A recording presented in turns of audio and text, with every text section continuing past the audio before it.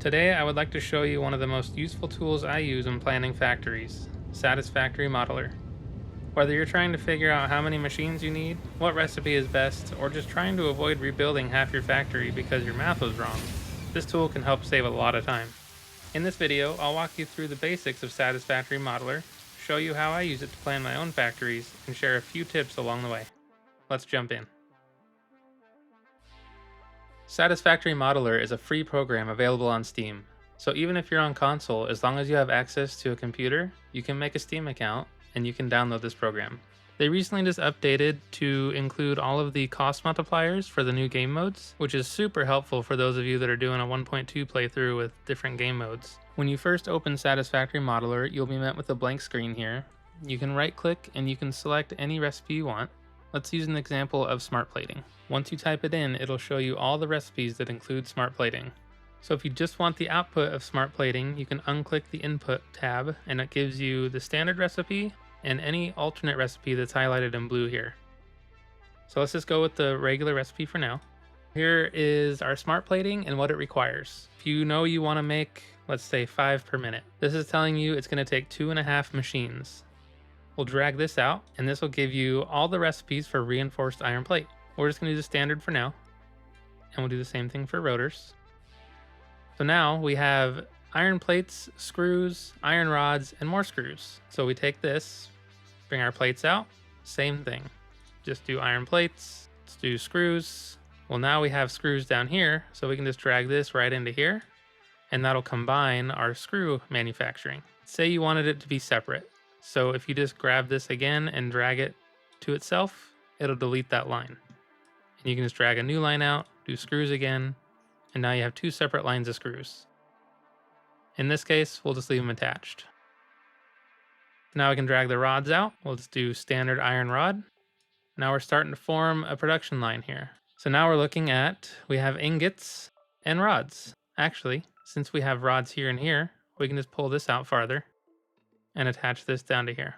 We'll attach this to just basic iron ingot. So this will tell you need 116.25 iron ore to make 5 smart plating per minute using all standard recipe. And then you can adjust all this stuff, make it organized however you like. And that gives you all of your recipes to get what you need.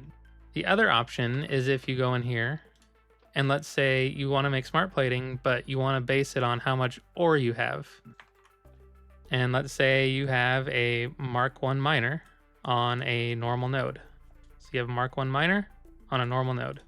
So you only have 60 per minute that you can use. So what you could do is you could drag this out and you can start making this production line going forward to the right.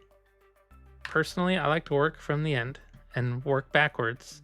And then once I get down here, if I do have a limitation, I can just put my limitation here and connect it, and it'll update all my numbers and it'll show me that I can only make 2.58 smart plating per minute using 60 iron ore. Now let's say you had a Mark II miner on a normal node. Well, now it'll upgrade. That allows for 120. However, because we put a limit of 5 on here, we're only going to need 116.25. You can delete this limit and it'll show you the maximum amount using 120 per minute iron ore to get 5.16 smart plating per minute. Another cool thing you can do is right click in your blank screen here and you can click Outpost. And what this does is it makes a whole nother blank screen like this inside of here. So you can name it, we'll just say test. Open it, and now you have an entire factory production area that you can build out your factory and then come back out here and it's all contained within this. This is exactly how I set up mine. Here are all of my projects. I have my to-do list, I have my work in progress, and I have all my completed stuff over here. So this way I can go back and reference what I'm making. Maybe there's something else I want to use. I can see if there's any available. So we can go take a look at my basic copper depot. When I built this one, I knew that I had 240 ore I wanted to use, because that was what was on site. And I decided to maximize the usage with refineries to make the pure copper ingot recipe. Now, essentially, this is only feeding my dimensional depots. I'm not shipping any of this out. The only reason I put it up here is just so when I'm in this screen, I can see what I'm producing. But you can see here we have our 240 ore coming in. So I just maximized what I could, and I created 150 cable, 300 wire, and 300 copper sheets. Far more than I need for a depot, but I just maximized the node. So same thing with our basic iron depot. I knew I had 600 on site. I ended up using 570, and that's only because I wanted these numbers to all be somewhat even and be able to split evenly, and I like to load balance, so it makes load balancing a lot easier when you can get solid numbers like this that are easy to split. I put in that I have 600 available, and I worked it all the way down to the end and got my final numbers here. So we have our 60 plates, and then screws, automated miners, reinforced iron plates, and rods. Again, this is all just for our depot. I'm never going to need 7.5 automated miners, but that's what worked out in the math. So here's a bit more of a complicated system. This is a plastic and rubber factory that I'm making in my desert project right now, and I had 450 oil that I wanted to use. So I'll walk you through how I built this. This is one of the more complicated things because you're going to have a loop back in the system here, and sometimes that can get wonky. This doesn't even always work, but anyway, let me show you. So we have our 450 oil. We can drag that out and see what our available options are. So you could just do straight up plastic, and that'll give you 300 plastic just for that 450 oil, which is not a lot, honestly, and we don't even get any rubber out of it. I knew, in my case, I had heavy oil residue alternate recipe, which is one of the best recipes in the game. So you can see that 450 oil then translates into 600 heavy oil residue. So now we'll pull this out, and we have all these options. And in the plastic and rubber manufacturing, you're going to end up using fuel. So you could use residual fuel. In our case, I used diluted fuel. So now we're looking at 1200 fuel just from our 450 oil. So we'll drag that out again. And now we have our two alternates here. So we have recycled rubber and recycled plastic. So we have our recycled rubber here, which inputs plastic to make rubber. We're going to drag another one out from fuel, and we're going to do our recycled plastic. So we have our split here, and we want to feed some of this plastic into here and some of this rubber into here. So if you just pull these across, they tend not to like that. So there's two ways you can do it. You can just drag another one out here and put a storage bin. And now it's splitting evenly. So it's going to split 600 here to storage and 600 up to here, which is what it requires. The other way of doing it is you can use splitters.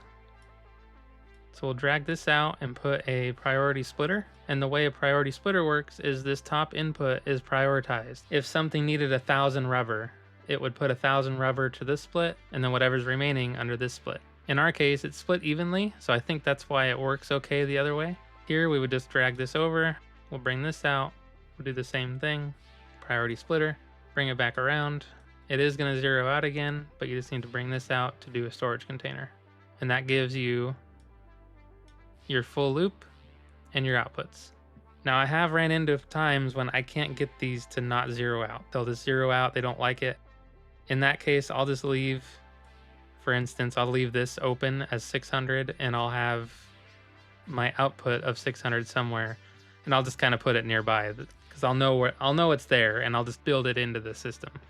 So then we can come back here and we have our water to deal with. So we can just bring that up here. We can bring our resin down. We'll do plastic in our case, and we'll go ahead and bring our water down, get our plastic over to the storage unit, and then we'll just do a quick organization on this. And once you have it how you like it, we can move on to clocking speeds. You can see here we have 15 heavy oil residue refineries feeding 12 blenders, feeding 20 of each of these refineries. What I wanted to do was make a blueprint of these 4 machines in one. So I'll need an even number of each machine. You can right click here and it shows you your clock speeds. And what you can do is press plus or minus, and that'll change your machine count. So let's just match it with 12. And now that tells us that we need 12 refineries at 125% clock speed. So we do the same thing over here. We're gonna bring this up to 12 and do the same thing on this one. So now we have our 12 refineries, 12 blenders, and 12 each of these refineries. And we can build all of this into one blueprint and make 12 of those blueprints. And same thing, if you wanted to make, say, 16, then you can make 16 blenders. And it'll tell you to underclock these ones down to 75%. So that gives you all the numbers that you need and all the clocking speeds that you need for each set of machines. Once you kind of get the hang of it, you can start projecting long-term needs. So I know for aluminum I need a lot, but how much do I need? I don't really know. So this is where my desert project comes into place. If we're looking at this, my main goal was to get 10 ballistic warp drives per minute. And then I just started dragging everything back. Nothing here is too organized.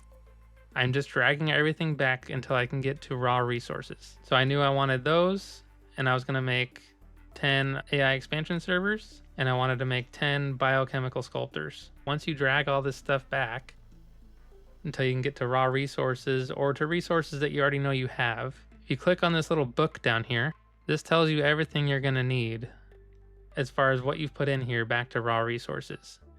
So for aluminum ingots, I need a lot. That's just the best guess because this isn't a final plan. It's to give me an idea. So that's another way you can use it for planning is, making these big scaled factories and then just looking at what it's going to require. And then that'll also tell you if it's even realistic. You can go in here and change this. Say you want 1,000 ballistic warp drives. Well, we know there's not 496,000 coal on the map. It's not possible to make all this. So if you have a goal in mind, you can set your endgame goal, drag everything back, and then you can figure out roughly how much you need. And you can use this to precisely plan exactly what you need as well. Hopefully this gives you a good starting point for using Satisfactory Modeler in your own saves. It's become one of the most valuable tools in my planning process, and it saves me a ton of time before I ever place a machine in game. If you have any questions or tips of your own, let me know down in the comments. I'd love to hear them. Thanks for watching, and we'll see you next time.